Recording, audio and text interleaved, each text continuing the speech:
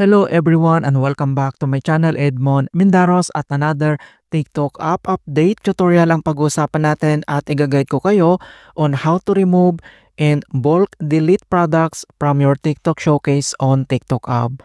So kapag nag-add ka ng product sa showcase mo at gusto mo itong i-delete one by one or bulk delete, bultuhan, maramihan, ay gagawin kita kung paano gawin yan. Kaya stay tuned ka lang at start na natin. So, ang next step, kailangan mo lang i-open ang yung TikTok application. So, click mo lang yan.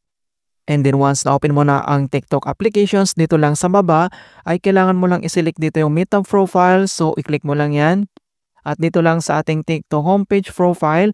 So, kailangan mo lang i-select dito yung TikTok Studio. So, click mo lang yan. At dito sa ating TikTok Studio, and then kailangan mo lang mag-scroll down. And then underneath dito sa monetization programs, ay kailangan mo lang i-select dito yung TikTok Shop for Creators. So, i-click mo ulit yan. At dito lang sa ating TikTok Shop Creator for Center. Then next step, so underneath dito sa TikTok Shop Toolkit, so kailangan mo lang i-select dito yung Manage Showcase tab. So, i-click ulit yan. At madadirect na tayo dito sa ating mga product na na-add dito sa ating showcase account. So, nandito lahat yung product mga kaibigan. So, tuturo ko sa iyo kung paano ba mag-delete ng one by one. Okay? So, sili ka lang dito kung anong product yung gusto mong i-remove. Okay? So, for example, ito yung gusto nating i-remove na product. So, ang gagawin mo lang, isa-swipe mo lang yung screen to left corner. And then, makikita mo kaagad dito sa right corner itong remove na yan. So, click mong ganyan. And then, click mo lang dito yung confirm.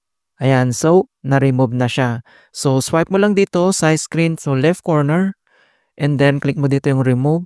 And click mo lang dito yung confirm. Ayan. Alright? So, one by one yan. Kung gusto mo man ito ng bulk or bultuhan, so, dito lang sa taas, makikita mo dito yung manage. So, beside yan, makikita mo dito yung vertical na tatlong dot na yan. So, click mo lang yan. At dito lang sa baba, dito lang sa bottom ng ating screen, so makikita mo dito yung Manage Showcase and then select mo lang dito yung Bulk Edit, yung pin icon na yan, so kailangan mo lang i-click yan. And then dito sa left side corner, makikita mo dito yung circular icon na yan. Dito ay pwede ka nang mag-select kung anong product, marami yan yung gusto mong i-remove, okay? So for example, select lang tayo ng product na gusto natin i-remove. Ayan.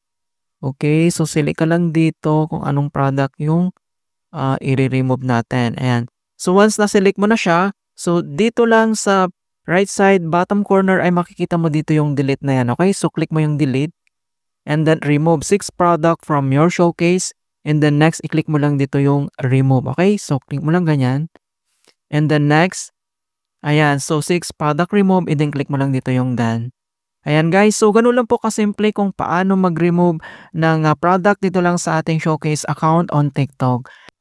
And hope na nakapagbigay ako ng kunting kaalaman at guide tungkol sa TikTok app tutorials. Thank you guys and see you in my next tutorials.